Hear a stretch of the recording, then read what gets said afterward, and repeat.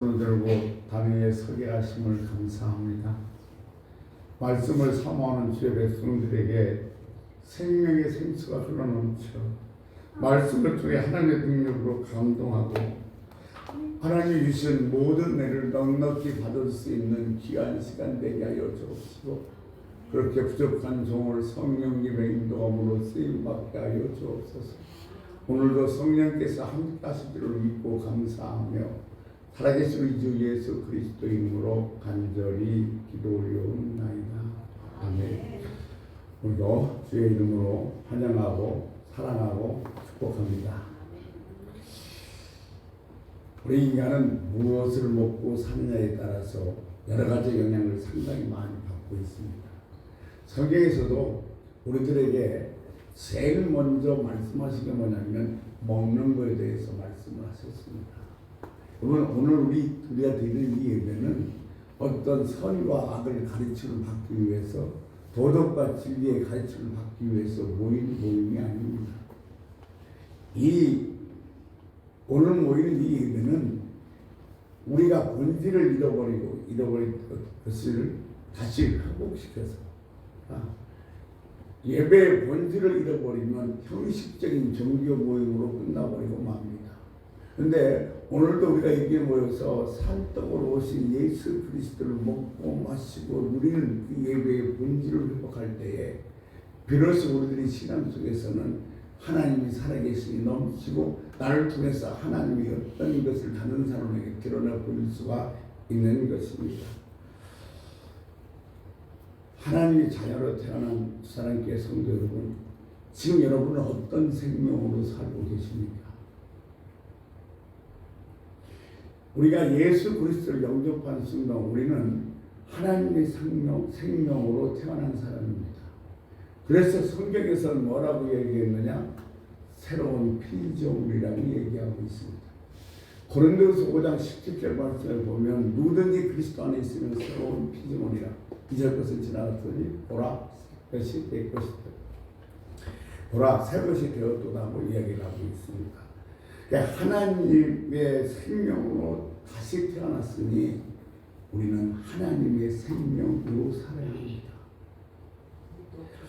안타까운 것은 하나님 백성으로 태어났음에도 불구하고 성도들이 대부분은 하나님의 백성이 아니죠, 생명이 아니라 옛날 내 옛적인 생명, 죄의 생명으로 살아가고 있으며, 그것이 지금 내가 죄 가운데 있으며 하나님과 원수 관계에 있다는 사실을 모르고 살고 있다는 것입니다. 하나님 생명으로 거듭난 성도는 자신의 생명으로 살지 말고 하나님의 생명으로 살아야 됩니다. 여러분, 거듭난 성도가 하나님의 생명으로 살지 않으면 그것은 죄 짓는 삶입니다. 성도는 하나님의 말씀을 믿는 자입니다. 하나님 말씀을 믿지 않는 자를 보고 절대로 성도라고 이야기를 하지 않습니다. 요한복음 11장 40절 말씀에 보면 예수께서 이르실 때 내 말이 내가 믿으면 하나님의 영광을 보리라 하셨습니다. 우리의 느낌과 우리의 지식과 우리의 경험을 다 버려버리고 온전히 전적으로 하나님만 의지했을 때, 하나님의 말씀만 붙들었을 때에 하나님의 영광을 보게 될 것입니다. 로마서 9장 20절에서 24절 말씀에 보면 여러분도 잘 아는 토기장이와 질그릇 비유의 말씀이 나옵니다. 하나님은 토기장이에요. 우리는 하나님이 빚은 질그릇입니다. 그릇은 그 그릇의 용도는 무엇을 담는 것 그 이상도 그 이하도 아닙니다. 그렇다면 하나님께서 저와 여러분을 질그릇으로 만들어졌는데 무엇을 담으려고 질그릇으로 만들었을까요? 하나님께서 우리들에게 뭔가 담고자 만들으셨는데 하나님이 원하시지 않는 것, 무엇을 담을지도 모르고 아무거나 담고 살아간다면 그것 또한 역시 죄 아래에 있는 삶이라는 겁니다. 죄의 언어는 목표에서, 목적지에서 벗어난다는 뜻입니다. 야, 우리를 그릇으로 만들어서 뭔가 담으려고 그릇으로 만들어졌는데 그 무엇을 담으려고 우리 하나님께서 우리를 그릇으로 만들었는가 하면 예수 그리스도를 담고자 우리 안에다가 예수 그리스도를 담고자 그릇으로 만드셨다는 겁니다. 사도행전 9장 19절에 보면 사도를 보고 뭐라고 하면 내가 택한 그릇이라고 얘기하고 있습니다. 사도 바울 안에 예수 그리스도를 담아서 하나님 사역을 감당케 만드셨다는 말씀인 것입니다. 예수 외 다른 것 또는 예수와 함께 다른 것을 내 안에 담고 살아가고 있다 한다면 이것은 죄임을 알아야 됩니다. 그런데 안타깝게도 많은 하나님 백성들이 하나님의 생명을 갖고 태어난 사람들이 이 안에다가 하나님 외에 다른 것들을 담고 살아가고 있음에도 불구하고 그것이 죄인지도 모르고 살아간다는 사실인 것입니다. 우리 안에는 오직 예수 외에는 다른 것을 담지 말아야 합니다. 여러분, 그릇에 무엇을 담느냐에 따라서 그릇의 명칭이 정해지고 그릇에서 냄새가 나는 겁니다. 된장을 담으면 된장 그릇이고 된장 냄새 납니다. 김치를 담으면 김치 그릇이고 김치 냄새가 납니다. 그러니까 우리 안에 무엇을 담느냐에 따라서 우리들이 어떤 사람인가가 정해지고 어떤 향기가 어떤 냄새를 나는가 어떤 인격을 갖고 사는가가 정해진다는 사실인 것입니다. 성도를 거룩한 성도라고 부릅니다. 왜 거룩한 성도라고 부르는가 하면 우리 안에 거룩하신 예수 그리스도를 담고 있기 때문에 우리를 거룩한 성도라고 부르는 것입니다. 우리 안에 거룩한 예수 그리스도를 닮았다면 외부에서는 내 밖에서는 그 예수 그리스도의 인격이 흘러나와야 됩니다. 내가 지금 하나님의 생명인 예수 그리스도를 담고 산다면 나에게서 예수 그리스도의 인격이 다른 사람들에게 전해질 수 있어야 한다는 것입니다. 예수님을 내가 여기 담은 것은 분명한데 예수 인격이 나에게서 흘러나오지 않고 있다 그런다면 성령 충만 받아야 됩니다. 충만이란 그것이 차고 넘치는 것을 이야기하고 있는 것입니다. 여러분, 우리는 하나님의 예수 그리스도를 담을 그릇으로 만드셨다는 사실을 깨닫고 내 안에 예수 생명 외에 다른 것을 담고 있다면 그것은 죄 아래에 있는 삶이라는 사실을 결코 잊어서는 안 될 줄로 믿습니다. 무엇이든지 만들 목적이 있습니다. 근데 그 목적에서 벗어나게 되면 그것은 뭐예요? 쓰레기가 될 뿐입니다. 이 컵도 마찬가지인데 물을 담으려고 만들었습니다. 근데 이 컵이 깨져버리면 이것은 뭐예요? 아무짝에도 쓸모없는 쓰레기에 불과합니다. 지옥이라는 단어도 쓰레기로 소각하는 장소에서 나온 단어입니다. 우리 안에 하나님으로 채워지는 길은 주님의 이름을 부르는 겁니다. 내 안에 하나님의 이름으로 하나님으로 거룩한 하나님으로 채워지기 원한다면 날마다 주의 이름을 불러야 될 줄로 믿습니다. 여러분 시편 88편 9절에 보면 여호와여 내가 매일 주의 이름을 부르며 나의 팔을 주를 향하여 든다고 얘기하고 있고 시편 116편 2절에 보면 여호와께서 내가 매일 주를 부를 때가 있습니다.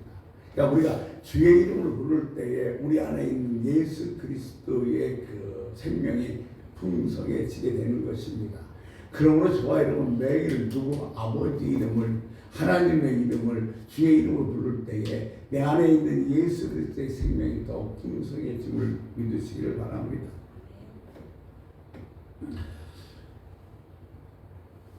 생명이 이 안에 있으면 우리는 자연적으로 열매를 맺을 수밖에 없습니다. 내가 어떤 열매를 맺으려고 애를 쓰는 것이 아니라 내 안에 예수 그리스도의 생명이 있으면 내가 생명을 담고 있으면 나는 저절로 열매 맺는 삶을 산다는 겁니다. 많은 사람들이 얘기합니다. 사랑, 오래 참음, 온유, 양설 이런 열매가 맺기가 매우 힘들다고 그러는데 그렇지 않습니다. 여러분 포도나무와 가지 비유처럼 우리가 가지가 나무에 붙어 있으면 저절로 열매를 맺는 것처럼 내 안에 예수의 생명을 담고 살면 그 열매는 저절로 맺어지게 되어졌다는 사실입니다. 사랑하는 성도 여러분, 지금 저와 여러분에게는 예수의 생명이 있으십니다. 우리가 신앙생활을 한다는 것은 이 안에 예수의 생명을 담고 사는 겁니다. 그래서 내게서 예수의 인격이 다른 사람들에게 흘러가야 될 줄로 믿습니다. 1943년도 미국의 도체스터라는 그 군함이 어뢰에 맞아서 파손됐습니다. 근데 거기에는 그 약 908명의 군인들이 타고 있었고 그 중에서 678명이 죽었습니다. 그런데 그 함에는 군함에는 다니엘 볼이라는 군목이 타고 있었습니다. 어뢰를 맞아서 배가 딱 우리들로 가라앉기 시작하는데 그때 군종의 어깨에는 구명대가 걸쳐 있었습니다. 그런데 이 군종이 구명대가 없어서 빠져 돌아가 죽어가고 있는 다른 군사를 보고 자기 구명대를 벗어서 그에게 건네주고 이 군목은 다른 사람들과 함께 손을 붙잡고 찬송으로 부르다가 배와 함께 같이 바다에 가라앉고 말았습니다. 이게 어떻게 가능할 수 있겠습니까?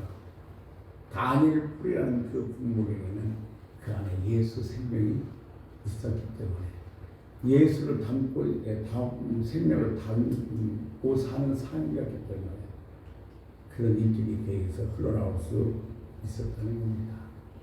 사랑하는 사랑의 성도 여러분, 여러분은 거룩한 성도입니다.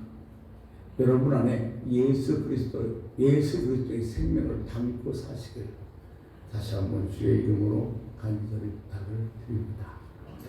지난 시간에 말씀을 드렸습니다. 우리가 드리는 예배에 있어서 정말 중요한 것은 세 가지. 예배 드리는 자가 중요하다.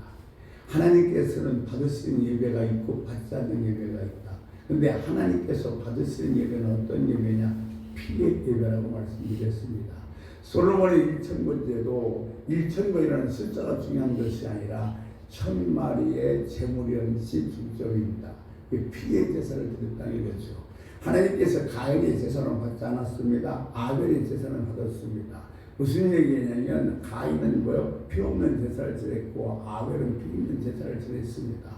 그러니까 예수 그리스도의 보혈을 의지해서 예배드릴 때 그 예배가 하나님께서 받으시는 예배인 줄 믿습니다. 오늘도 우리가 오고 싶어서 왔고 내가 드리고 싶고 드리는 예배가 아니라 주님이 부르셨고 주님이 용서해 주셔서 죄에 대해서 벗어났기에 이 예배를 드릴 수 있다는 그런 마음으로 주님 앞에 쓰는 예배자가 될 때 비로소 하나님께서는 그 예배를 받으실 줄로 믿습니다. 세리 예배를 받으셨습니다. 감히 하늘을 들어 얼굴을 붙들지 못하면서 주여 나는 죄인이다 나를 용서해 주옵소서 세리의 기도를 하나님께서 들으셨지만 나는 일주일에 한 번씩 금식합니다. 하루에 몇 번씩 기도합니다. 이렇게 얘기하는 바리새인의 기도는 하나님께서 받지 않으셨습니다. 무슨 얘기냐면 우리는 오직 예수 그리스도의 보혈에 의지해서 예배를 드려야 된다는 사실입니다. 예수 보혈, 예수의 피, 그거를 나를 감싸워서 전폭적으로 나를 하나님께 드릴 때 그 예배가 하나님께서 받으신 예배인 줄 믿습니다. 두 번째, 예배는 반드시 변화가 있어야 된다고 그랬습니다. 여러분, 내가 오늘 와서 하나님 말씀을 들었는데 하나님 말씀이 맞아요, 내가 틀렸어요, 그러면 반드시 뭐 해야 돼요? 바꿔줘야 되죠. 그러니까 예배가 드리고 난 다음에 반드시 우리 삶 속에 변화가 있어야 됩니다. 예배를 얼마나 많이 들었는가, 이 숫자가 중요한 것이 아니라 얼마나 오랫동안 드렸는가, 시간이 중요한 것이 아니라 예배를 드리고 나서 난 변화가 있었는가가 훨씬 더 중요하다는 겁니다. 예배 드리고 변하지 않는 것은 정말로 무서운 겁니다. 가인도 예배 드리고 동생 아벨을 죽였습니다. 왜? 변화되지 않기 때문에 그렇습니다. 예배 드린 다음에 하나님 말씀이 살아있어서 생명력이 있어서 여러분 삶에 변화가 있길 주의 이름으로 소원합니다. 세 번째, 이 예배는 기쁨이 수반되어야 된다고 말씀드렸습니다. 모든 일은 기쁨으로 할 때 제일 즐겁습니다. 근데 그 기쁨은 어디서부터 오냐면 하나님의 힘에서부터 옵니다.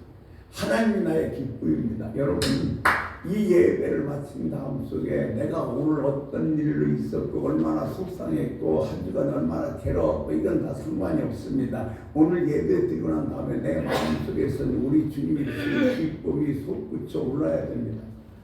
그 기쁨이 한 주간 내가 살아가는데 힘이 될 줄로 믿습니다.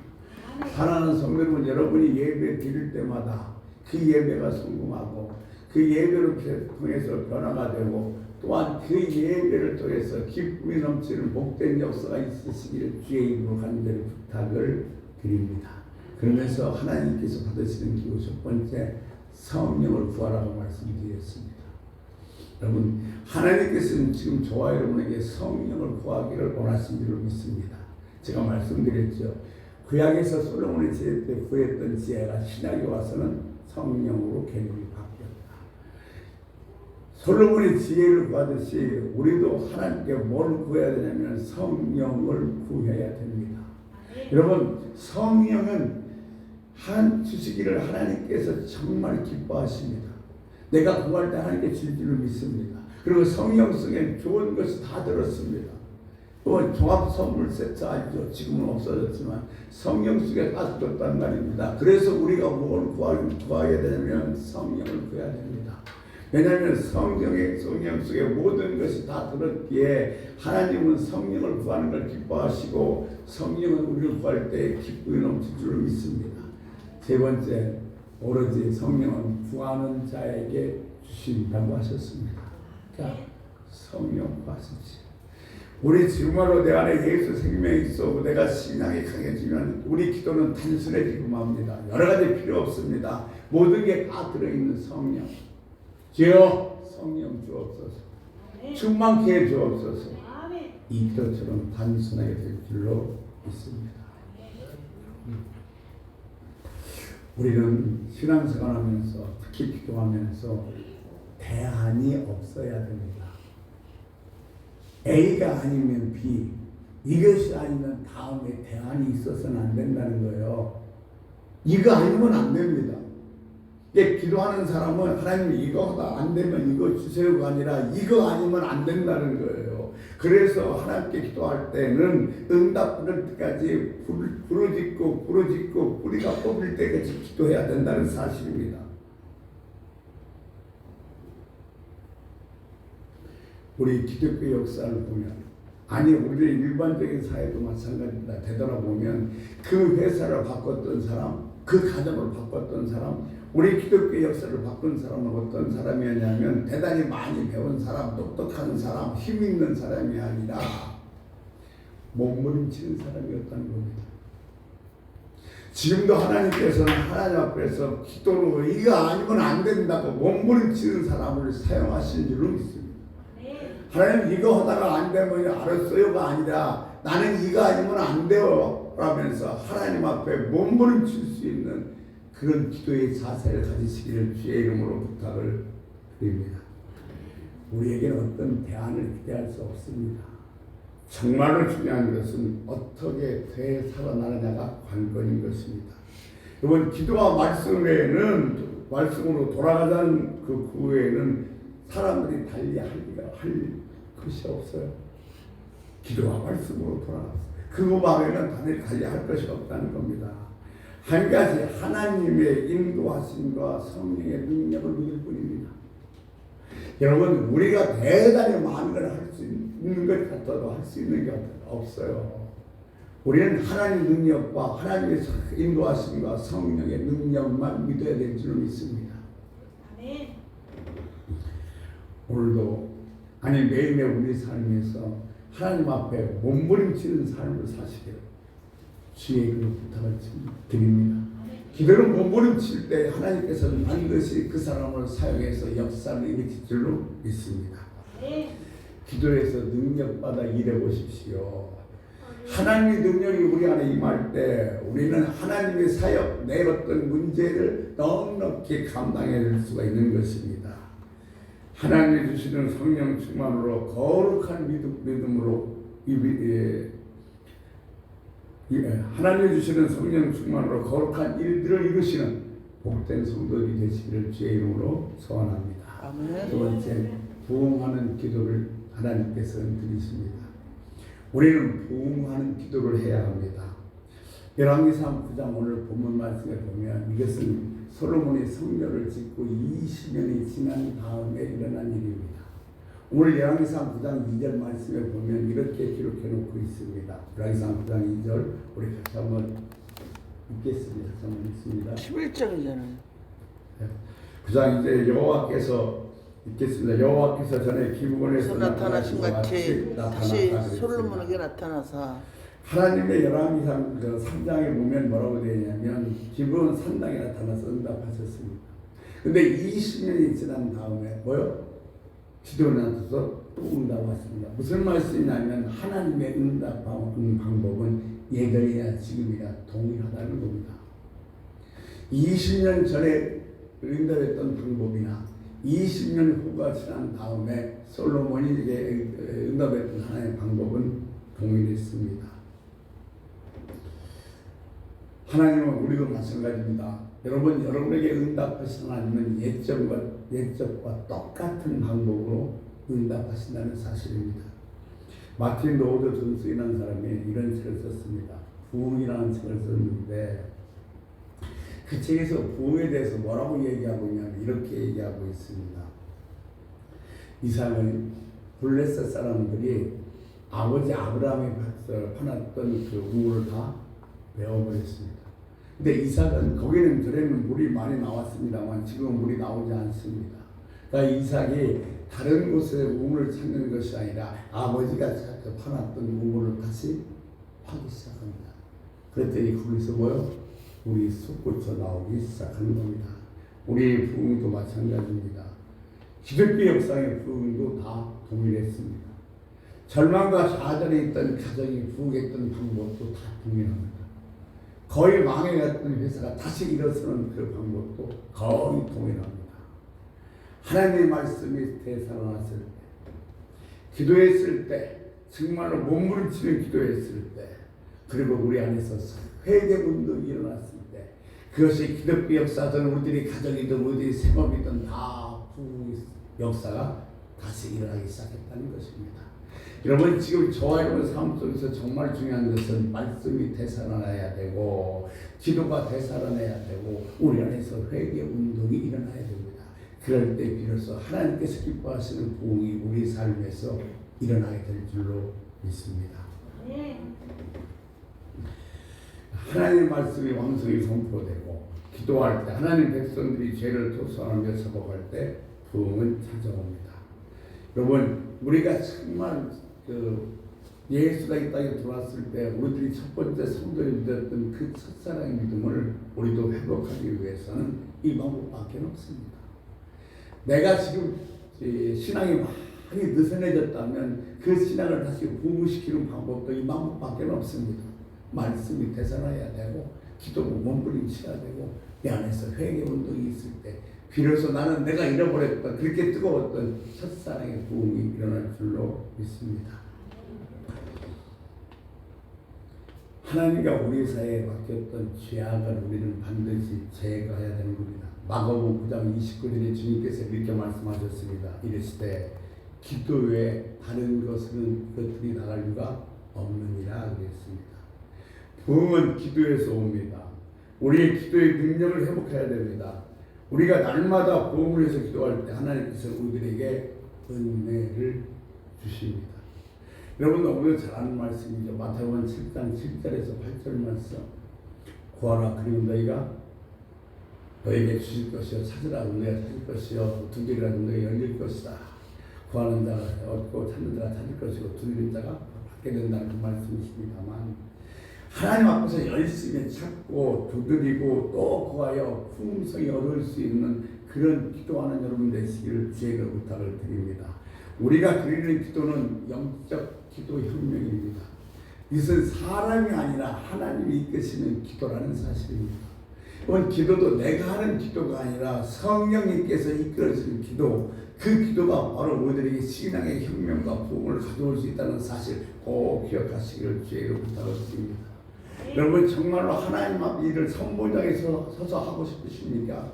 아니면 내 앞에 있는 수많은 문제들을 내가 정말 해결하고 당당히 믿음으로 쓰고 싶습니까? 그럼 여러분 기도하십시오. 기도는 하나님의 부흥을 가져오는 가장 중요하고 원천적인 방법인 것입니다.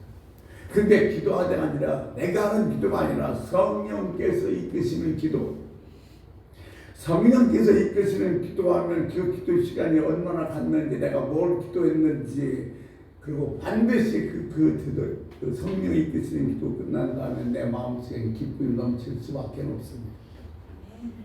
사랑하는 성도 여러분, 하나님이 우리에게 주신 최대의 무기는, 최고의 무기는, 최선의 은혜는 바로 기도인 줄로 믿습니다. 아멘. 복음에 대한 감격과 능력이 없다면 기도하세요. 내가 정말 예수 믿는 것이 얼마나 기쁘고 주님이 나를 위해서 십자가에 돌아가셨고 3일 만에 부활했다는 사실이 내 마음속 깊이 잘 느끼지 않고 감동이 없으면 여러분 기도하십시오. 내가 지금도 이건 죄인 줄 알아. 하지 말아야지. 여전히 그럼에도 불구하고 죄 속에 있다면 여러분 기도하십시오. 이걸 끌어달라고 하나님께 기도하십시오. 그럴 때는 그 죄 속에서 벗어날 수가 있게 되는 겁니다. 죄를 이길 수 있는 능력을 줄 줄을 믿습니다. 예배가 좀 힘들고 지겨운 계시면 기도하십시오. 그러면 예배의 감격을 회복하게 될 줄을 믿습니다. 찬양에도 감사와 감격이 없다면 여러분 기도하십시오. 기도하시고 찬양하십시오. 그러면 찬양을 부르면서 눈물을 흘리시게 될 것입니다. 말씀 듣는 것이 지겨웠다면 여러분 기도하십시오. 왜 내 말씀 듣는 것이 지겨운지. 여러분이 뜨겁게 기도하면 말씀 왜 이렇게 짧아? 정말 오늘 너무도 감격이었어. 너무너무도 좋아서 가슴을 치면서 기뻐하게 될 줄로 믿습니다. 네. 내가 봉사할 능력이 없다고 생각하시고 여러분 기도하십시오. 기도하신 하나님께서 얼마든지 날 세워도 봉사에도 전혀 지치지 않는 힘과 능력을 베풀어 줄 줄로 믿습니다. 여러분 삶의 진정한 변화를 가져오기 원하신다면 다른 방법 없습니다. 기도하세요. 기도하세요. 그것이 내 삶을 변화시키는 가장 유일한 방법이고 최고의 수단인 줄로 믿습니다. 그러면 하나님이 들으시는 기도는 어떤 기도가 하냐면 하나님 앞에 서서 기도해야 됩니다. 오늘 열왕기상 9장 3절 말씀에 보면 이렇게 기록되어 있습니다. 내가 내 앞에서 강구한 바를 내가 들었은즉 나는 내가 건축한 이 성전을 거룩하게 구별하여 내 이름을 영원히 그곳에 두며 내 눈길과 내 마음이 항상 거기에 있으리니. 아멘. 내가 내 앞에서 기도하며 그랬어. 지금 우리는 기도하는데 누구 앞에서 기도하는 거예요? 하나님 앞에서 기도한다는 사실을 잊어서는 안 됩니다. 나는 지금 아무도 없는데 그냥 기도하는 거 아니고, 특별히 우리가 대표기도나 공중 기도도 마찬가지입니다. 사람 드리려고 하는 기도가 아니에요. 하나님께 드리는 기도입니다.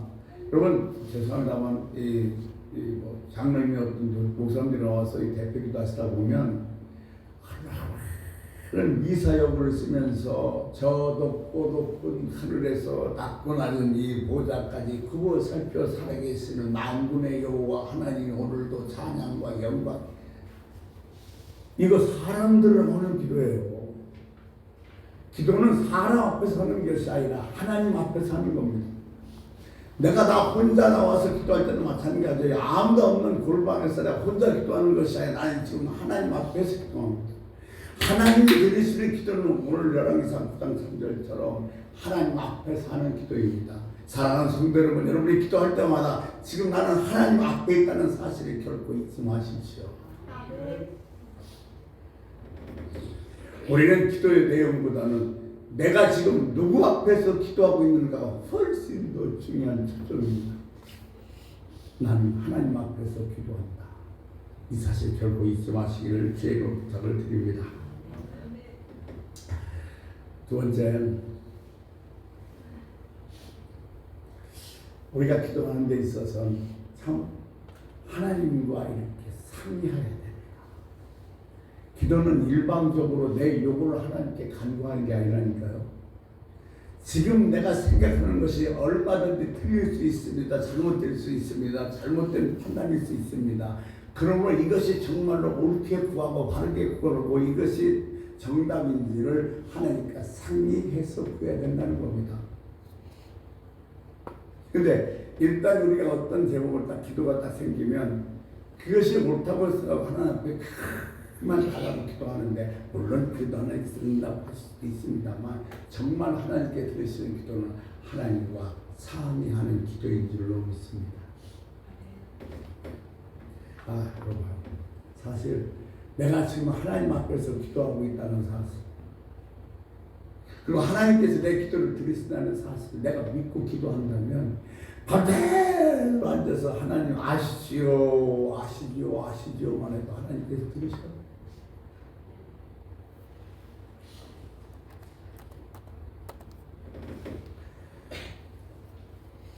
우리는 우리 능력만으로 모든 걸 감당할 수는 없습니다. 내가 어제까지도 했었지만 오늘도 된다는 보장은 없습니다. 하나님이 도와주셔야 됩니다. 하나님이 함께 하셔야 됩니다. 그러면 우리는 기도할 때마다 내가 원하는 건 하나 앞에 그냥 도설하는 것이 아니라 하나님과 상의할 수 있어야 될 줄로 믿습니다. 여러분, 하나님과 상의하십시오. 하나님과 논의하십시오. 그러면 피할 길을 주시고 감당할 능력을 주시고 도와줄 사람을 붙여줄 줄로 믿습니다. 그래서 기도할 때마다 여러분 무조건 하나님 앞에서 구할 때 간구만 하지 마시고 상의하십시오. 하나님, 내가 오늘 이런 기도 제목을 가지고 하나님 앞에 나왔는데 내가 이것을 어떻게 해야 될지 하나님 가르쳐 주시고 깨우쳐 주시옵시고 들려주옵시고 알게 하여 주옵소서. 하나님은 반드시 우리에게 알려주시고 깨우쳐 주시고 길을 밝혀 주실 줄로 믿습니다. 우리는요, 저와 이름을 예수 믿는 것은 하나님 나라 확장 사업에 쓰임받기 위한 도움입니다. 하나님이 저와 이름을 예수 믿게 하는 것은 다만 예수 믿고 복 받으라 이걸로 끝나는 것이 아니라 하나님 나라 확장에 쓸 하나님의 일꾼을 부르신 거예요. 그래서 하나님께서 우리가 기도할 때마다 그 기도에 반드시 응답하시고 응답해 주셔야 될 줄로 믿습니다.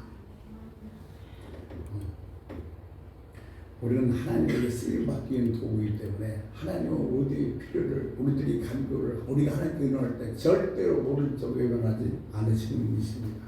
그러니까 우리는 고민할 필요가 없습니다. 문제 어떻게 보면 여러분 보세요. 문제가 있으면 세상 사람은 고민하고 상담하고 막 이렇게 해야 되지만 우리는 문제가 있으면 고민할 필요가 없는 거예요. 왜냐하면 나를 쓰시려고 미리 준비해 놓고 나와 함께 계시고 나를 지켜보고 계신 능력이 하나님이 계시는데요. 그분 앞에 와서 기도만 하면 되는데요.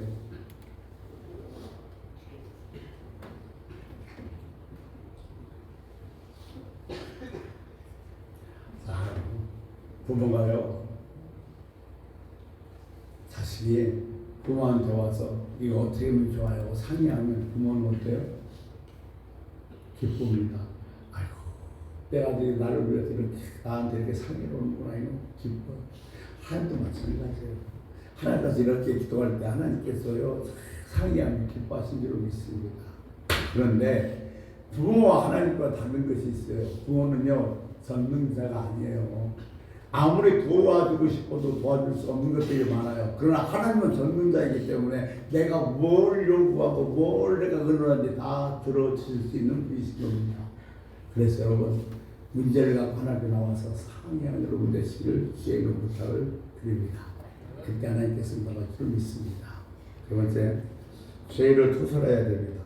하나님 이사야에서 원하는 내가 손이 짧아서 구원하지 못한 것도 아니고 내가 귀가 둔해서 듣지 못한 것도 아니요, 너와 나의 사이에 뭐요? 죄의 담이 가로막고 있다고 얘기하는 겁니다.